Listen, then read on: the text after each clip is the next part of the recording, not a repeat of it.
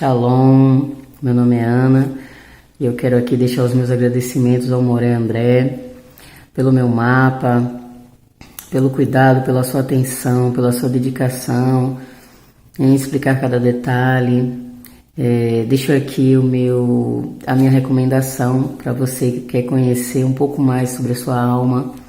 O Moré faz um mapa cabalístico e pode te explicar um pouquinho mais. De repente, aquele detalhe que você não está entendendo na sua vida, algo que não está conectando, ele pode te ajudar.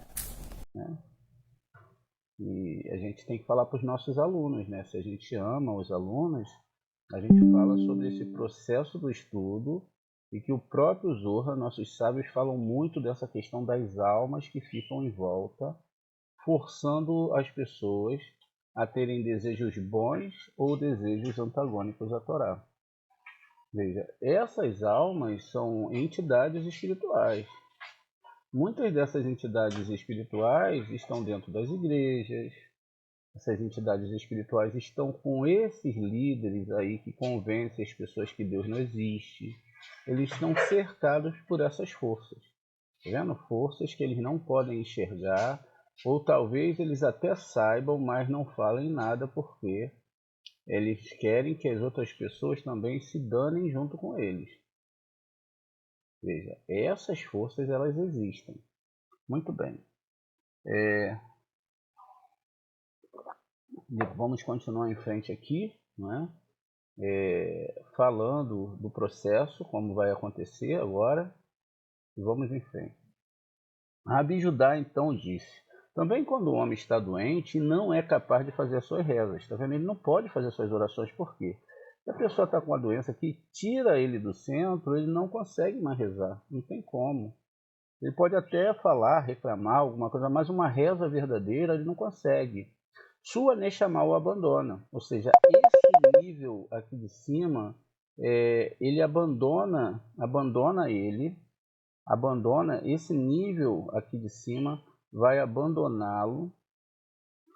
Esse nível aqui da Neshama de Binah vai abandoná-lo e ele já não consegue se conectar, ele não tem força para isso. Aí continua o texto aqui a falar. O texto continua a falar exatamente, não é? Sobre essa não força que ele tem. Então a sua Neshama o abandona, o espírito não ilumina a alma até que ela seja julgada. Se o julgamento for favorável, a Neshama volta ao seu lugar, ou seja, se a partir daquela doença ele conseguiu um julgamento favorável, a Neshama volta ao seu lugar e ilumina o todo novamente. Mas se o julgamento não ocorrer, a Neshama o abandona por 30 dias antes da sua morte e a sombra se retira. Aprendemos que quando um homem é julgado acima, a sua Neshama é submetida ao julgamento e ela confessa tudo e dá testemunho de todos os pensamentos de um homem, todos, absolutamente todos os pensamentos, mas não das suas ações, porque estas estão todas registradas no livro. Quando o processo continua, o corpo fica mais dolorido do que em outros momentos. Se for julgado favoravelmente, ele obtém alívio e suor brota em seu corpo e sua Neshama retorna ao seu lugar e o ilumina. O todo, né? Mas um homem nunca sai do leito de doença antes de ser julgado acima. Veja, a questão da cura em si, mesmo que a pessoa tome medicamento, mesmo que isso, aquilo, ele só vai sair dali quando ele antes de ser julgado. Ele não vai sair antes de ser julgado. Vale a pena perguntar, como é que tantos pecadores e transgressores vivem e atuam? Como pode isso? A razão é que Deus olha para frente e vê que um homem, embora pecador agora, embora ele não estude a Torá agora, embora ele não tenha força agora, ele pode posteriormente se tornar um virtuoso. Ele o julga favoravelmente ou ele pode estar destinado a ter um filho virtuoso. Como que a gente sabe disso? A história de Ló. Ló estava sentenciado a morrer porque se afastou de Abraão com a sua Torá pura e limpa, foi para Sodoma e Gomorra para ser juiz na cidade, era considerado, né? Imagine um juiz na cidade, as pessoas conversavam com ele, ele vivia uma vida plena, não é? Dentro dos aspectos financeiros, comodidade para a época, e tudo estava meio tranquilo, até que chegou a morte, 30 dias antes, a morte de todas aquelas pessoas. E Ló estava lá com a sua esposa e estava também com as suas filhas. Naquele momento, então, foi visto que o rei Davi Meller, que não tinha vida sobre a terra, ele nasceria da raiz de Ló. Ele não poderia sair de outro lugar. Por isso que lá vão ser gerados os Moabitas. É uma história fantástica sobre isso no nosso canal, sobre essa reencarnação. Então veja, aquele aspecto, ele só sobreviveu porque Davi ia nascer da raiz dele. Então você pode ser salvo, se você começa a estudar a Torá hoje, você pode ser salvo de uma doença, porque lá na frente vai ter um tzadik na sua família. Esse tzadik já garante para você a salvação hoje. Olha que coisa bonita. Então veja, todos os julgamentos de Deus, né, eles podem se tornar um filho virtuoso, pode ter um filho virtuoso, todos os julgamentos de Deus são inclinados à benevolência. Já como está escrito, tem algum prazer na morte do ímpio, diz o Hashem, né? Mas antes que ele se desvie do seu mau caminho e viva. Por que ele está passando por aquilo? Porque ele se desviou do bom caminho. Ele não estudou essa Torá. Ele foi atrás da história da carochinha. A história do corpo, as sensações, e aquilo tudo, suas psicologias fora da divindade. E, enfim, ele foi atrás de tudo. Mas o segredo que tem aqui, se Deus é bom, ele vai usar o mal para a pessoa voltar para a Torá. Pode ser uma doença, né? Vai ficar, tem o meni, né? O meni, a gente fala menu, ele é extenso. E tem vários preços, né?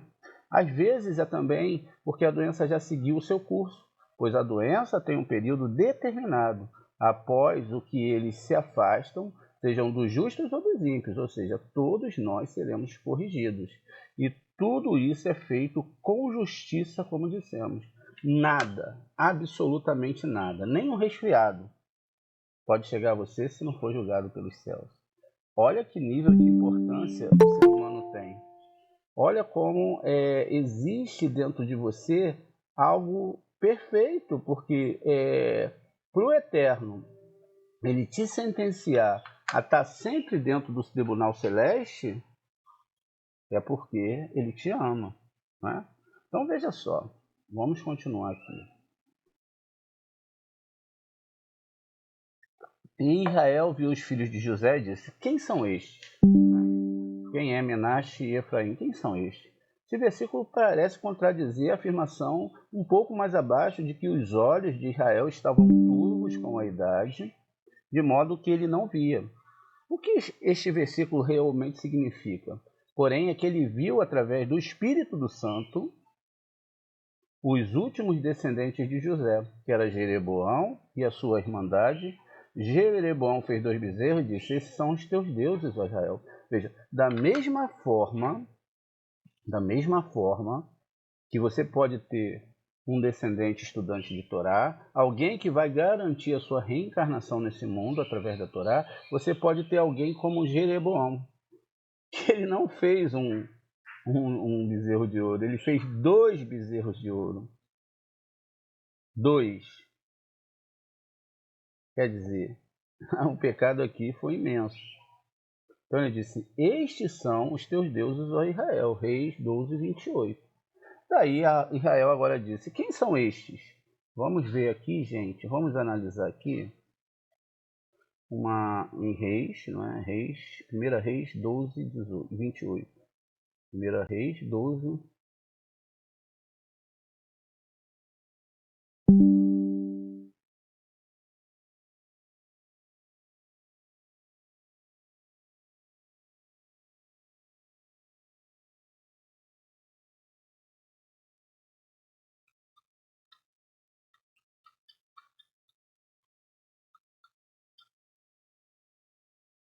Aqui, ó, ele estabeleceu, na verdade vai estar um pouquinho acima.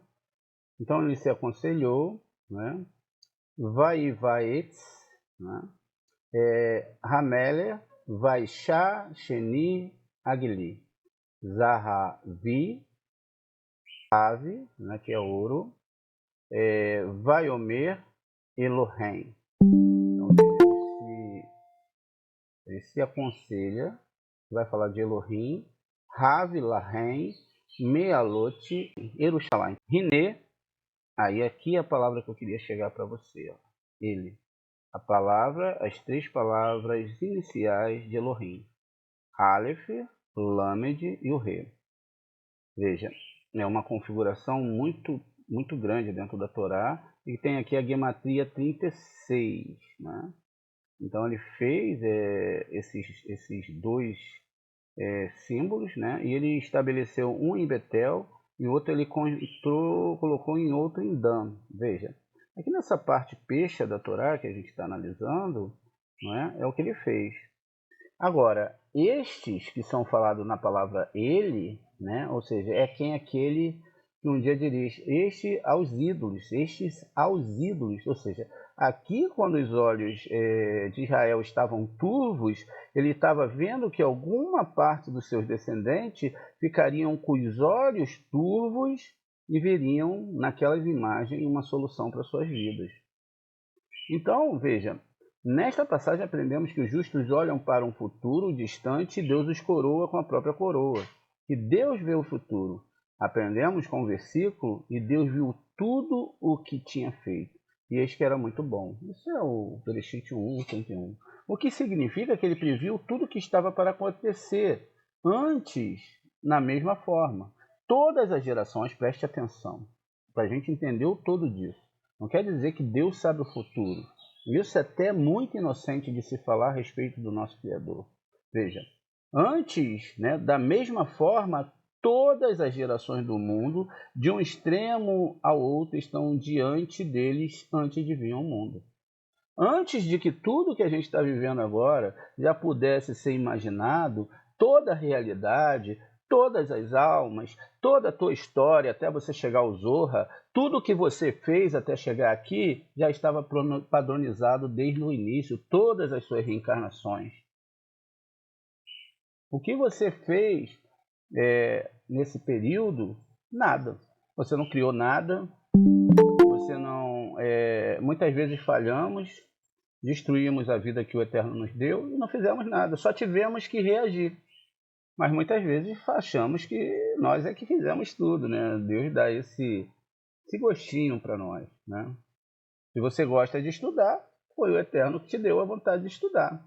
Se você não gosta de estudar, foi o Eterno que te tirou a vontade de estudar. E todas as coisas que acontecem. A única coisa que quem cria tudo, todos os pensamentos, todas as pessoas é Ele. E a nós cabe apenas decidirmos se isso é verdade ou não. Você decide aí de onde você está. Não é? Se o Shema é real ou não. Mas ele já sabia de tudo. Então diz, como está escrito, ele chamou as gerações desde o princípio. Está vendo? As gerações.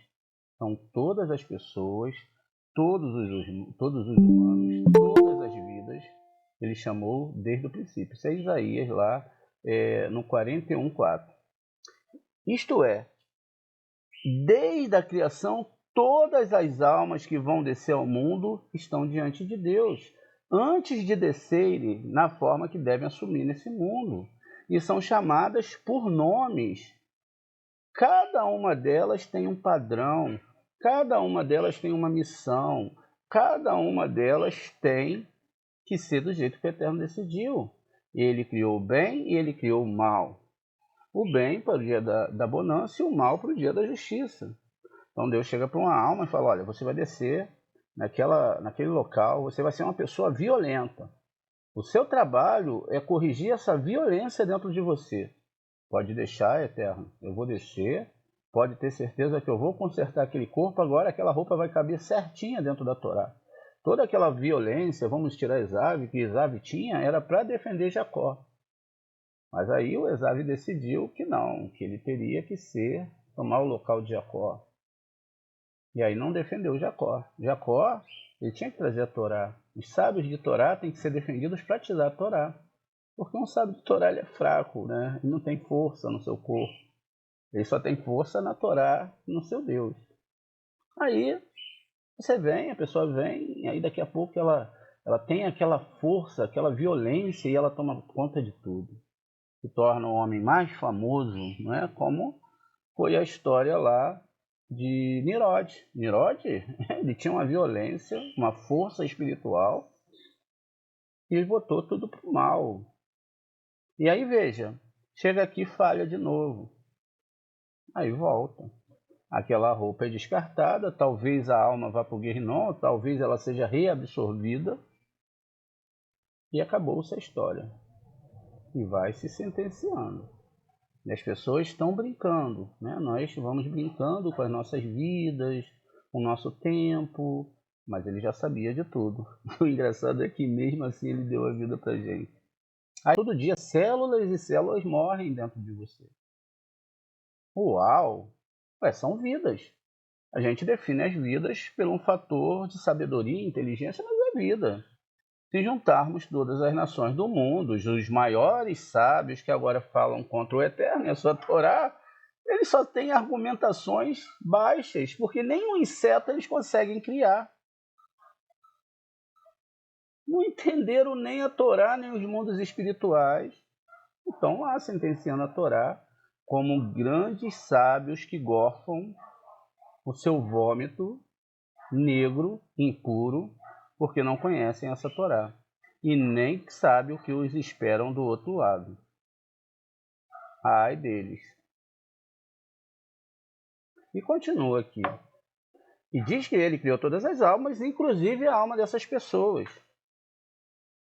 E isto é, desde a criação, todas as almas vão descer ao mundo, estão diante de Deus, antes de descerem na forma que deve assumir neste mundo, e são chamadas por nomes. Da mesma forma, Deus mostra os justos a todas as gerações antes de virem ao mundo. Então veja, os justos da Torá, mostra a justiça, né? Os justos, eles já estão separados para ensinar essa Torá. Eles já estão separados. Então, em todas as gerações, antes de virem ao mundo, eles já estão prontos para ensinar essa Torá. A mesma coisa ele mostrou a Adão, como está escrito. Esse é o livro, preste atenção, das gerações de Adão. Gênesis 5:1, essa a gente vai olhar. Bereshit 5:1. Ó, este é o registro, ó, Zé-Sefer Toledote, né? Aqui, gerações de Adão, tá vendo? Então esses são os livros da geração de Adão, né? Aqui a gente vai ter, tem todo um segredo aqui, e aqui 7 mais 5 vai dar 12 meses que o ser humano vai nascer sobre essa questão. Veja, é toda a linhagem. E eu pergunto para vocês, se é toda a linhagem, se todo mundo vai ser julgado, se todo mundo está dentro do livro, por que vai existir alguém mais especial do que o outro? Nem os sábios são mais especiais. Eles são separados. Eles são preparados. Eles são sentenciados a ensinar essa Torá. Mas o registro é da linhagem de Adão, ou não? No final, vai ser que todos os seres humanos estão registrados aqui. E cada um vai chegar com a sua Torá. Os sábios da nação vão chegar com suas Torás. Os muçulmanos, os judeus, os cristãos vão chegar com a sua Torá. E vão chegar também os cabalistas. o cabalista começar a dançar com ele dentro da Torá, eles vão ficar loucos. Eles vão falar assim, meu Deus, eu nunca vi isso. Aí eles vão conhecer a Torá do Eterno. E aí está escrito lá que Deus colocará um povo em ciúme. Por quê? Esses cabalistas vão saber destrinchar essa Torá. Saber levar cada alma, entender cada alma para fazer entender essa Torá. E aí ele vai ter que entender a essência de cada alma, qual o trabalho que ele tem que fazer, como ele tem que fazer, qual é o caminho que a própria divindade vai fazer aquela pessoa subir. Porque, olha, já está tudo já pré-determinado. Não vai acontecer nada que não tenha que acontecer. Se você percebe isso, então você percebe que tudo está na mão de Hashem. Eu posso até criar minhas ideologias, minhas brigas e tudo mais. Mas a Torá já me sentenciou a crer que tudo está na mão de Hashem, não tem. Para onde eu correr, se eu tenho que ficar doente, eu ficarei doente. Existe um bom motivo para eu ficar doente. Se eu sofro algum tipo de punição nesse mundo, é sempre para o bem e não por mal. Ainda que naquele momento eu não entenda. Imagine o Ari, um grande estudante de Torá, um homem dedicado de uma forma que seria impossível na nossa atualidade, e não desgrudava o seu rosto da Torá.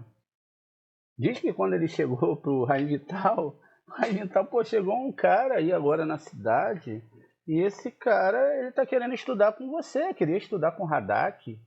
E não é assim não, né? Vamos falar na linguagem carioca. Não é assim não, parceiro. Você está chegando agora e já quer ir para frente da fila, já quer sentar na janela? Não. Aí o Radak olhou para a cabeça dele, para a cara dele. O Radak era extremamente em questões de escrever, de deixar material e etc. Escrito maior do que o Arizona. Ele falou, rapaz, acho melhor você pedir desculpa aos céus, porque você não sabe com quem você está falando, não. Você não sabe mesmo. E aí ele foi o maior discípulo, e que foi o Arizal, morreu para revelar os segredos dos céus a ele. E olha que o Raí Vital não era qualquer um também, não. Diz que numa guerra espiritual existia uma cidade, se eu vou lembrar até o final dessa narração, que existia uma cidade, tinha uns judeus e tinha uns feiticeiros. E toda vez que se passava com um caixão ali para fazer um enterro, aquele local, o corpo do judeu, da pessoa que seguia a Torá, sumia, era sugado para lá para dentro e não tinha mais quem tirasse de lá. E os judeus tinham muito medo. E aí falaram para o Raí Vital sobre isso. Ele falou, olha, toda a comunidade fica em reza, lembre-se lá de Daniel, dos anjos, fique em reza e vamos enterrar o próximo cadáver. A próxima pessoa que morrer, a gente vai lá. E foi o que aconteceu. Eles foram. Quando chegou lá em frente, o corpo sumiu de novo. E apareciam os cachorros com os olhos vermelhos. Olha, a coisa era pesada. O Raí Vital, espere um pouco, e entrou. E lá dentro ele ficou 3 horas. Tipo de tempo de meditação, tempo de força espiritual. E quando ele saiu, todos os feiticeiros estavam mortos. E aí, quer dizer, depende também do cabalista. Não é? E olha que quando a gente cita esses cabalistas, a gente não está brincando de feitiçaria, nem de culto de igreja, né? São coisas realmente complexas, não é? E então ele deixou a sua vida, deixou todo o seu padrão para escrever sobre os ensinamentos do Arizal, que devia ser um homem, né? Era um homem franzino, pequenininho, e você devia olhar para ele e falar, poxa, quem é esse cara aí? Não é? Como o próprio Raí Vital falou, quem é esse rapaz? Quem é esse cara? Chegou agora, quer sentar na alma de Moshe. A alma de Moshe voltou para reexplicar a Torá com a ajuda de Eliyahu Hanavi. Por isso que a gente tem esse tesouro maravilhoso, porque tudo que nós temos aqui é uma descodificação e existem muitas codificações aqui dentro ainda. E aí continua aqui. Esses são os livros da geração de Adão e também Moisés, como está escrito, ele mostrou tudo na terra. Devarim lá no 34:1, que interpretamos como significado que Deus lhe mostrou todas as gerações vindouras, e os líderes e também os profetas. Isso é o que acontece aqui com Israel. As palavras, quem são estes, têm então um duplo sentido, ou seja, dois sentidos, literal e também metafórico. É por isso que José respondeu: são os meus filhos, né, que Deus me deu aqui no Egito. O que Israel viu aqui é através do Espírito do Santo, é comprovado pelas palavras. Deus deixou-me ver também a minha descendência, onde a palavra aumentativa também inclui seus descendentes, como explicamos. E ele abençoou José e disse: esta afirmação parece inadequada, pois à medida que continuamos lendo, descobrimos que ele não abençoou José de forma alguma, mas apenas seus filhos. Rabi Yossi resolveu a dificuldade, apontando que, ao abençoar os filhos de Jacó, né, ao abençoar os filhos de Jacó, também abençoou José, porque as bênçãos dos filhos de um homem são as suas próprias bênçãos. O Rabi Eleazar disse que o objeto do verbo bendigo e a partícula et, que se refere ao sinal da aliança, quando José disse, eles são meus filhos, Jacó os abençoou no lugar que simbolizava o convênio que José cumpriu. Muito bem. A gente sabe que todos esses aspectos são meses do ano e que, de certa forma, também são aspectos da alma. Ou seja, nós estamos no mundo, estamos sentenciados a estar dentro de um corpo, estamos sentenciados a estar sobre o calendário judaico. É lógico que a gente sabe que na história o Eterno já ia registrar algo muito importante que também está no livro de Daniel e que nós devemos salientar, entender e buscar profundamente sobre esses aspectos. Essa questão está no Daniel 7:25. Então, no Daniel 7:25, nós temos aqui, ele falará palavras contra o Altíssimo, perseguirá os santos do Altíssimo, ele pensará em mudar os tempos e a lei. Por que pensará? Porque criar o aspecto mental das pessoas não significa que as leis do Eterno mudaram. Mudou o aspecto dentro da pessoa que foi corrompida por essas forças e que a salientaram a adentrar um sistema anti-Torá. E vocês podem achar que é algo muito natural e até algo que talvez seja até uma bobagem, porque quando é salientado, não é, sobre essas questões, na verdade, nós sabemos, não é, que as pessoas tentam diminuir a Torá. Elas falam, poxa, essa Torá é uma bobagem. Poxa, você ainda acredita nessa Torá? Não é possível. Isso é coisa do passado. Não me leve a mal, meu amigo. Eu estou no mundo futuro. Eu estou no presente. As coisas aqui são muito diferentes. Esse livro já não vale mais nada. É o que é falado. E se nós nos sentenciamos a escutar essas pessoas, paramos de rezar, paramos de estudar, o que irá acontecer? Nós ficaremos sentenciados à ideia deles. Pensaram em mudar, não mudaram o tempo realmente, mas mudaram a intelectualidade de toda a humanidade, com algo que parece tão inocente, não é? É bobagem, um Papai Noel, sei lá, alguma coisa nesse sentido, um velhinho vestido de roupa de Natal, e que existe uma grande covardia de um pai que faz isso com o filho. Veja, quando nós começamos a construção da Torá, quando nós falamos da Torá, nós já provamos ela cientificamente, nós já provamos elas dentro dos arcabouços, das gematrias. Nós já fizemos cálculos e vimos coisas acontecerem que nós não poderíamos jamais dizer que não. Então, a questão não está só ancorada no Or-Rimá, mas no Or-Hassadim. A questão não está só ancorada dentro daquilo que as pessoas falam, mas da minha experiência pessoal com Deus que me deu essa Torá.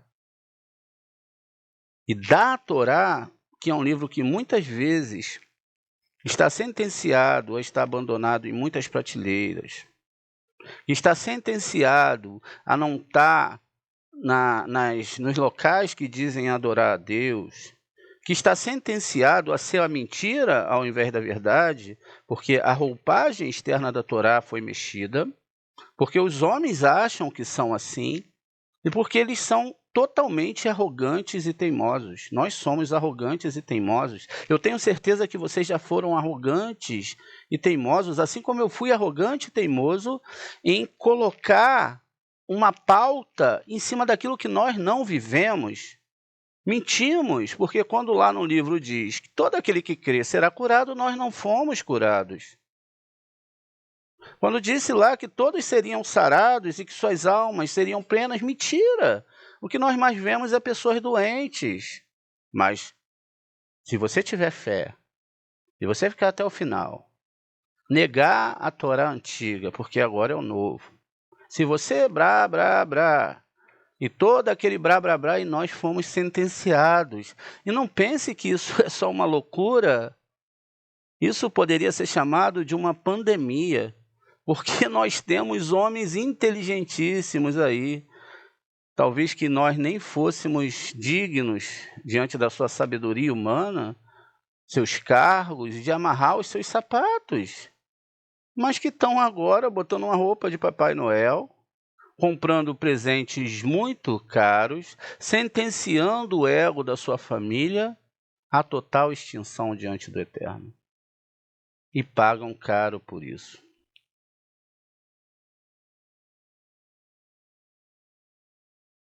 Sentenciam também aqueles que não querem participar das suas idolatrias, porque nós sentimos o peso disso. E aí eu falo também que não é algo que não foi provado, porque todos os alunos sabem disso. E por que o sabem? Porque sentem. Agora vamos ver aqui em 1 Reis, no 12:28, para a gente fechar essa aula. 1 Reis, tá aqui, ó, 12:28. É isso? Deixa eu só conferir aqui. É isso, 12:28. Vamos dar uma olhada aqui do início, né? Melhor, né?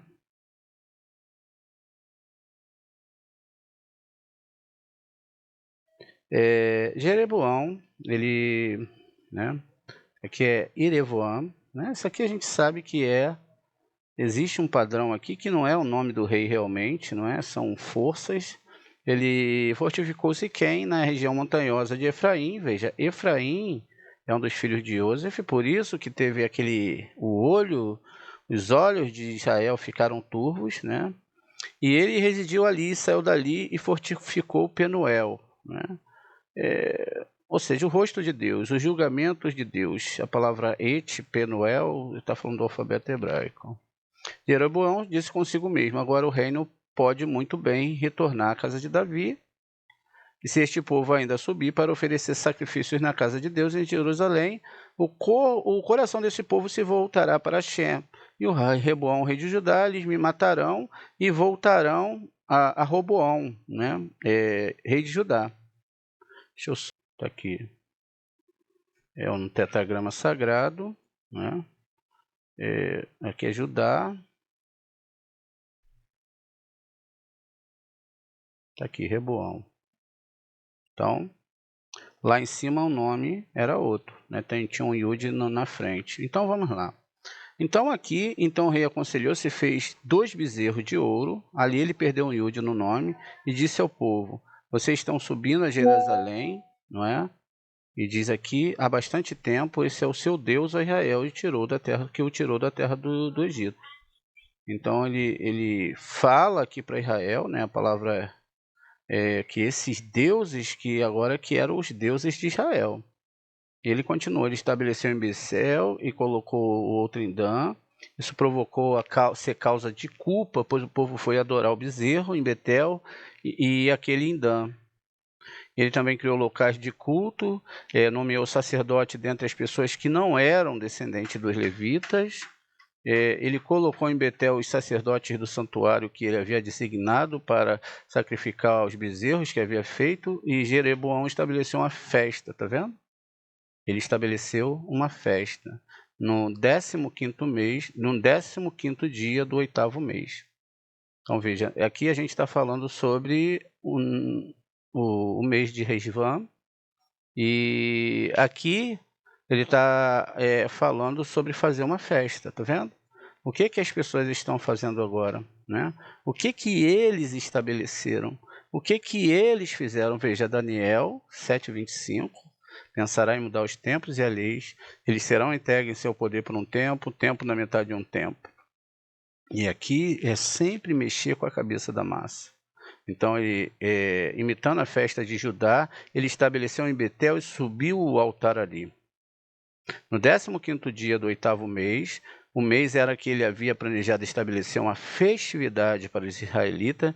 Jeroboão subiu ao altar que havia feito em Betel. Ao subir ao altar para apresentar uma oferenda, um agente de Deus chegou a Betel, vindo de Judá, por ordem de Deus, enquanto Jeroboão estava no altar para apresentar a oferta. Ele, o agente de Deus, por ordem de Deus, clamou contra o altar. Ó altar, altar, assim diz Deus, a casa de Davi nascerá um filho de nome Josias, e ele matará sobre ti os sacerdotes dos santuários que trazem oferenda sobre ti. Os ossos humanos serão queimados sobre você. E ele deu o presságio naquele dia, dizendo: aqui está o presságio que Deus decretou. Este altar se despedaçará, e as cinzas sobre ele serão derramadas. Quando o rei ouviu que o agente de Deus tinha proclamado contra o altar de Betel, Jeroboão estendeu o braço sobre o altar e gritou: agarrem-no! Mas o braço que ele estendeu contra ele ficou rígido e ele não conseguiu retirá-lo. Deus provou para ele que ele bota o braço para frente ou para trás, que ele pensa para frente ou para trás, segundo a busca interior, a vontade, a insistência que ele tem. Por isso que todo dia nós falamos: ó sagrado Deus de Israel, não me deixe desistir de estudar a sua Torá. Crie em mim, ó meu rei e meu pai, o desejo de estudar a tua Torá todos os dias, e não deixe de escrever o meu nome no teu livro. Tá bom, gente? Essa é a nossa aula de hoje.